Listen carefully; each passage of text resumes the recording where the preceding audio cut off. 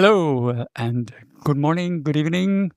From Malmö in Sweden, with me is Andrew Pla. Hello. Hello. Very excited to be here. Yeah, it's a great venue for PowerShell Conference 2025. Have you been to Sweden, to Malmö before? Never in my life. Yesterday was the first day, so here we are. How do you like it? Oh, I love it. It's a very nice city. The weather has been actually perfect this week. Apparently it was like hotter or colder, but it is not hot. It's nice and climactic outside with a very beautiful breeze. Like if you step outside, you just hit with a nice breeze. The town is beautiful. The architecture is kind of on another level, I think, because in Europe, a little bit older cities compared to where I'm from. So there's just a lot of culture everywhere. And for those who are watching us from abroad, Malmö is very close to Copenhagen, and many people will tell you Copenhagen is such a beautiful city. I can tell you, if Copenhagen is even more beautiful, then it's definitely worth to do a visit here. You mentioned you're from abroad. Tell us a little bit about it. Where do you from and why are you here? Because of PowerShell? Yeah, so I'm from Florida, Gainesville, Florida, actually, in the United States. And I am here because I've been going in the PowerShell community. I do the PowerShell podcast for a long time. And I've always wanted to go to PSCOnfEU because if you're in Europe or surrounding areas, it is the go-to place. It's like the central hub of the community. A lot of people's careers are kind of built at this conference. They become attendees and speakers, and then they kind of build up the next generation. And now this week I get to kind of be a part of that and see that firsthand. Yeah, it's a great thing because you, for example, you're a typical example that people gain some attraction in the PowerShell community, not only about PowerShell itself, because the community does a lot. You mentioned your podcast, your YouTube channel, the PowerShell podcast. How and why did you start that? So I've been in the PowerShell community for a while, and before ever doing the podcast, I was giving talks and doing blogs and that kind of way of contributing. And then eventually at work at PDQ, there was an idea of like, hey, why don't we do a PowerShell podcast? You love PowerShell. I was doing like meetups internally. I host a user group in Gainesville. Shout out Gainesville PowerShell user group. And it was just a good fit. And then I figured if we're going to call something the PowerShell podcast, you need to really deliver. So we've been delivering weekly episodes ever since for like 3 or 4 years. Been a fun journey. Yeah, that's the one thing that's, to me personally, a totally miracle. How do you do that on a weekly basis? I'm fully occupied if I do this once a year or stuff like that. And PowerShell Conference is always a good opportunity to speak to different people, to learn new people.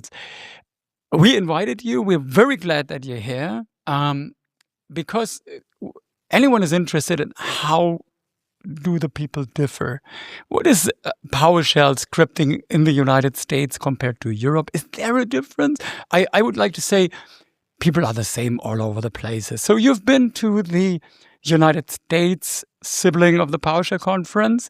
Would you like to tell a little bit about your experience over there? Yeah, so actually going forward, I'm the community director of PowerShell Summit.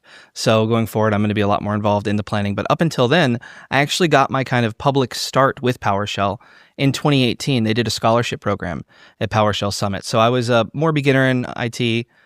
Where I worked wouldn't really send you to conferences unless it was like right around the corner. So I got a scholarship to attend. So they paid for me to go. Went there for a week, met all my heroes, got really into PowerShell, and it was like sort of the catalyst for me for everything else I've ended up doing in the PowerShell community. Yeah, the fun thing is, if I may tell a little story about myself, the first conference in terms of PowerShell that I've ever been to was a conference where Bruce Payette sat next to me. And a year later, I met Jeffrey Snover. So to me, it's just like living at the same age of people like Albert Einstein or guys like that, and you actually have the chance to meet them. Okay, I don't want to compare the PowerShell heroes with Albert Einstein, but if you're working in that area, yeah, it definitely feels very special. Tell us a little bit about your personal heroes. I mentioned 2 guys. I guess there are some people more that influenced your personal career. I mean, Don Jones and Jeffrey Snover were 2 huge ones. Don in particular, kind of seeing outside of just the code and thinking about taking ownership of your career. And, it's not just a work kind of thing we clock into. How you approach that really affects things, and seeing the kind of real world impact you can have when you focus on more of maybe the soft skills or the career side of things, which I've taken to me and done some more on the podcast with that. Another here would be Fred. Fred is one of those people who is super technical, and shout out Fred for sure. Fred, he helped me very early on. He got on a one-on-one call with me and showed me how to navigate my code better, how to write better code, walked me through my first PR ever. So someone like him. And there's a lot of people who are, as high as you can go technically, but also so friendly and willing to meet you wherever you are. You could be a super beginner and Fred's not going to look down on you. He's going to help you lift you up to that next spot. And it creates this kind of space for people to grow and become a different version of Fred, where they're doing technical stuff and contributing to the community. Have you been to such a conference and you've experienced so many things, you see so many people, you might get the idea that the one or the other is not so open for communication, but believe me, in very many cases, it is just simply this overflow of information, right? When I go to the PowerShell conference, I'm so busy talking to so many people and I do miss out so many others. So I guess it's fair to say in most cases, it's not that the people are unfriendly or something like that. It's just everything is a little bit too much. We're looking forward to the conference because the fun thing is, we're talking here on Sunday, so that is day 0. And I invited you here for the first part of a dialogue to talk about your expectations, your aspirations, the thing that you expect that might happen here. And of course, if time allows, we will have a second part. You will see that in just a couple of minutes after this first edition. So what is your expectation from this edition of the European PowerShell Conference? Well, I should say, one of my heroes also, I'd say Rob Sewell. His community sense and the impact of that is kind of like, it echoes out. And so I'm very curious to see the sort of different approaches to soft skills and the emphasis of contribution and being okay and just that positive energy that I hear year over year whenever I interview people who've come from here. So I'm very curious to see how that goes. I think with any conference where you're there for days with like-minded people, where there's this emphasis of being comfortable to be yourself and asking questions, it's really like from start of the day to the end of the day, you're going to be with people who get you, who know maybe more about certain aspects of PowerShell than you do. So I'll say, there's some things I really want to learn this week. And guess what? The experts who have maybe written the module for PowerShell Spectre Console, like Sean Laurie, Andre, who's also contributed to the project. Like there's a lot of different kind of niches within PowerShell that you can really explore while you're here, while also getting that broad scope of maybe topics that aren't relevant to you now, but could be in the future. So. To be perfectly clear, it's not a competition. We consider, I guess from my point of view, you consider the European and the American version of the PowerShell conference as a kind of siblings. And I guess it's obvious that there are things different because we have different experiences, but the people, they are in some cases the same. There are a lot of colleagues who travel to the United States and vice versa. People from the United States, just like you, travel to Europe to see that all. So there is one notable difference, and that might be my last question for the part 1. It's pretty obvious you're speaking English quite good in the United States, your flavor of English, and now you're flying over to Europe. And so many people you invited a lot to your podcast who are not that fluent in English because we're foreigners. It's our second or third language. How is that from as a native speaker to listen to all those guys with high technical knowledge, but sometimes it might be a little bit challenging to transport the information? Yeah, I found that, for me, whenever someone says something and maybe I don't fully understand it, instead of acting like I understood it and just kind of like have this gap in what they said, I'll ask them to clarify. And most people are quite okay with that. And just, I guess, locally, it seems like everyone speaks English. Maybe not their first language, but they do have some kind of fluency with it where you're able to discern what they're trying to say, even if you have to ask for clarity. I've actually been really impressed with the level of English I've experienced so far. Yeah, if you go out in Sweden, from my personal point of view, very high level, right? You're here for, I guess, 1 or 2 days. Any problems? No. Not a single problem. Nope. They'll say something to me in a different language and I'll just respond in English and then we're speaking English. So They're very accommodating. I'm looking forward for the second part, and keep in mind, maybe you can remember some little tiny things that are only visible to you from your perspective. And yeah, I'm really looking forward to hear the stories about PowerShell Conference after the conference. So for you in just a few seconds. So Andrew, thank you. Thank you very much. Yeah, I'm going to be taking notes throughout the week. I've already met so many people and I don't want to forget their names, so I'm jotting those down and going to be following up with a lot of people already. So it'll be a great week. Yeah, and figure out the PowerShell podcast, for example, on YouTube or in a podcatcher. And very likely you will hear some more interviews with Andrew. Yes. So see you in part 2. So it's us back again. You see the background change because you've been there where we were on Sunday before the conference, and now we set it all up beautiful here in our studio, in our little studio, and with me again, Andrew. You know him already. Yeah, and now I can almost hand out the microphone because it's obvious what I want to ask. How was it? What was your experience? What was the funniest moment? Go ahead, tell yourself. Well, I definitely know the funniest moment. That would be the keynote. And the keynote was actually quite interesting. But when the speakers took the stage, they were adorned in some very silly outfits, which was funny, obviously. But, as me, I've gone to conferences a handful of times, PowerShell Summit and things like that. And I think it actually served as a pretty useful tool at opening up the audience and kind of making people feel more friendly, breaking down the tension that we oftentimes feel at a tech conference where it's like, oh, everyone here is so smart. But yeah, definitely those crazy outfits. And Rob always has wild suits, and he delivered this year as well. So there was not much technical depth on day one in the morning because it's opening up the doors, all the housekeeping and the fun stuff. But all of a sudden it changes and you go from one session to the other. We have 4 tracks in parallel, so you have to choose. Later on YouTube, you can watch it. We already published a video. You already published one talk, and when you see this, there will be more. If you go through through your experience within these 4 days, what are the notable things? One, I guess, fresh off the heels of it sort of was the mental health talk. I really appreciated that. And not only, there's a lot of people who can do mental health talks, but having an actual therapist up there kind of gives a little bit more confidence to the content being delivered. That would be a highlight for me. Another one was, I love Fred. A lot of us love Fred, but seeing Fred in his element, whether it's at dinner, the Tuesday night celebration dinner for the conference where everybody was, seeing him share about all of his tools, and then also getting to see him in a talk in a packed room, preaching the importance of pipelining and how to do things properly. That was glorious.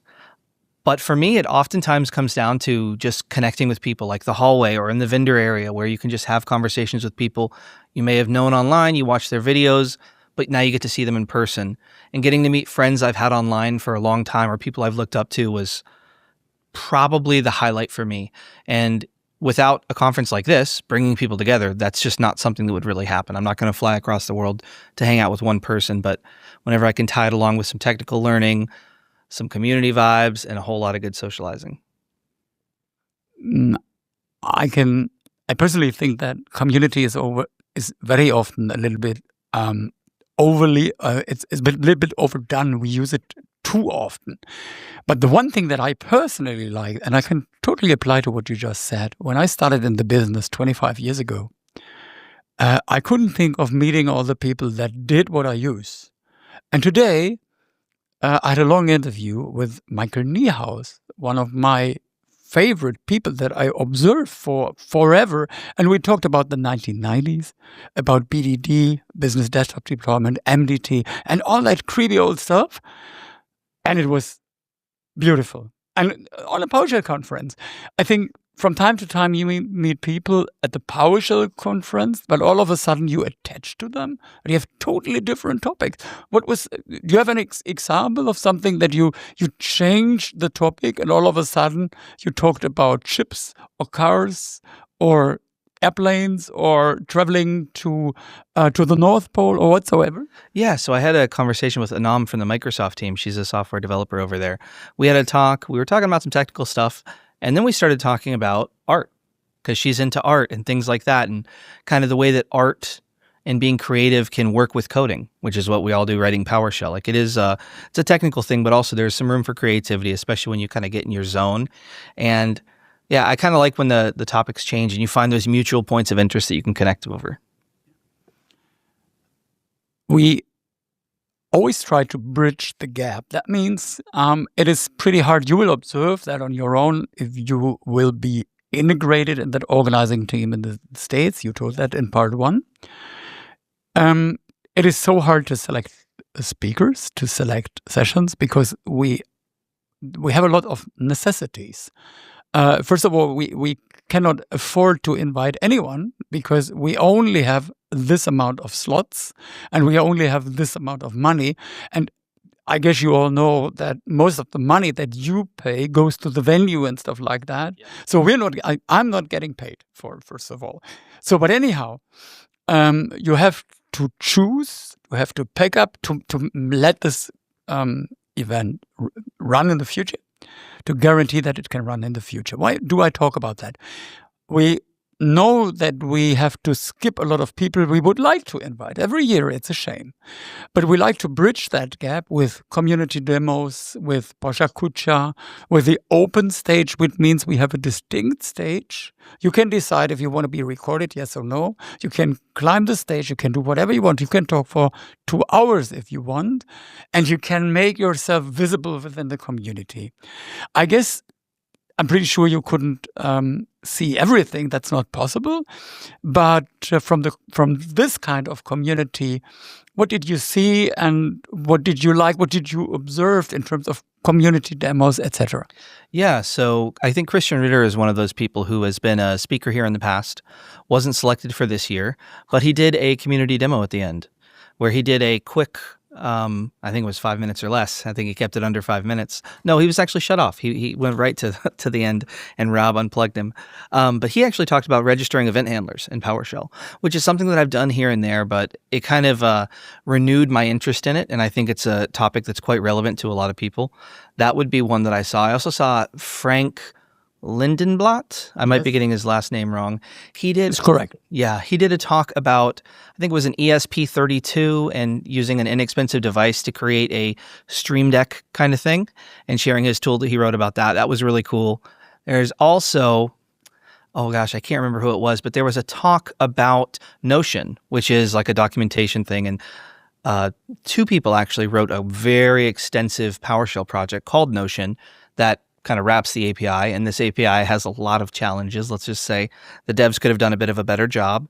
But yeah, those were really awesome. And I really liked the way that we capped off the day with the community demos because we've been diving deep a lot during the week, but just at the end to kind of get a little taste of a bunch of different things was awesome.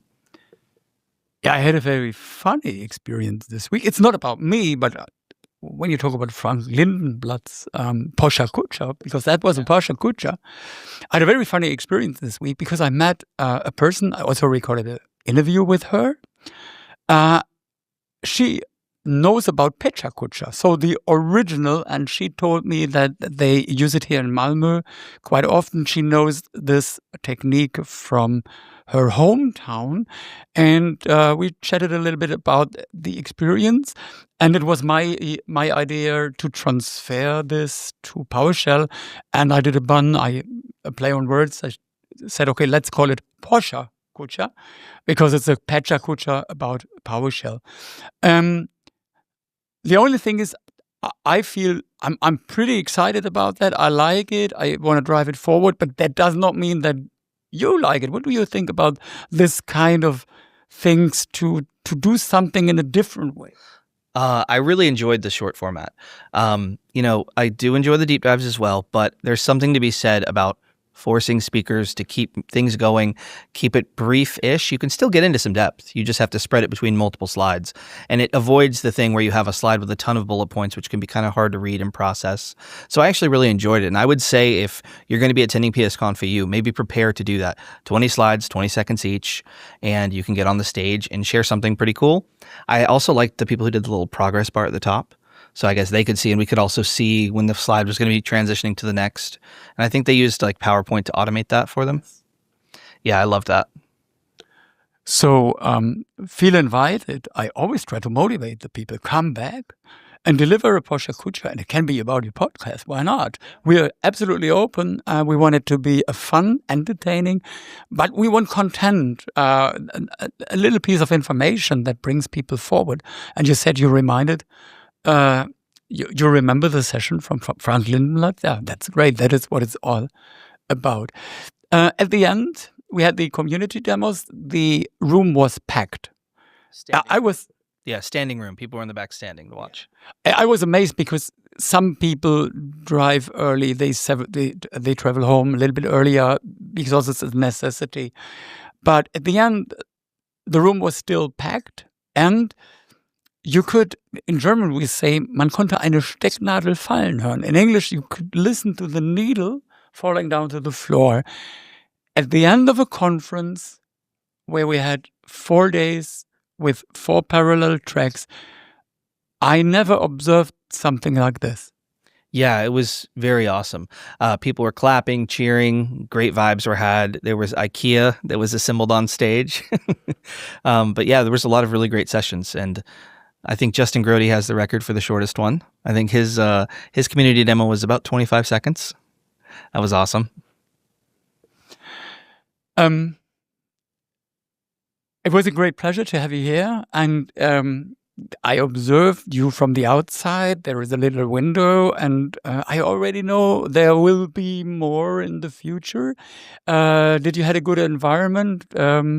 Has everything worked well the way that it should in terms of your recordings? What can we expect that might be already published when people see this? Yeah, when people see this, I did some interviews with people from Microsoft, the PowerShell team, Miriam Wiesner from Microsoft, had an interview with her, did a ton of bar sessions. I think I got 7 or 8 interviews with just attendees, maybe speakers, maybe previous speakers, maybe people who are newer in the community at the community dinner that we had on Tuesday. So there's going to be bar sessions published, podcasts published, got a lot of content this week, which you can expect when you have so many great minds together. My final question is, in the beginning, part 1, we talked about that language is a border. So I'm always a little bit shy about, okay, English is good enough. But for example, it is really hard to be funny in a foreign language. And in part 1, you said, everyone is so fluent in English, it's good enough. After 4 days, would you do a final comment about, and that is very comparable. You also have some foreign speakers in the United States on stage, yes. But I think it's obvious that here we have more of a Babylon-like situation. How does it feel as a US, as a native speaker, to dive deep and to have all the different languages and accents and stuff like that? I enjoyed it a lot for the cultural reasons. I will say that it does take a little bit more processing energy when you first hear someone speak and you're not familiar with that accent. But after you talk to them for a minute or two or hear them speak, you can understand the kind of cadence and it becomes a lot more comfortable. But there's definitely a lot of different people here who have English as a second language. And as the week went on, I could actually sort of identify where they were from based on the accent that they spoke English with, which was pretty cool. You know, as the Apple fanboys, we always have one more thing. So I said that was the final question, but I want to send you a question for next year. You don't have to answer it right now. You said you'll be a kind of community manager in the US Summit. And next year, I would like to ask you, what is the lesson learned? What influenced you doing the next US Summit that you might have not done if you were not here? So don't answer this now. I will answer that anytime in the future, and I wish you a lot of success. It's great that we have you with us, and I'm really looking forward to see all the other interviews and all the things that you do. So that's Andrew Pla from the PowerShell Podcast. Awesome. Thank you so much. It was a fantastic week.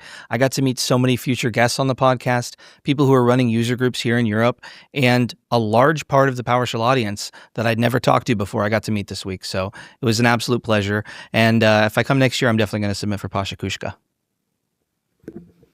Thank you, sir. We got it on the record, right? It's on the record. Thank you. Thank you.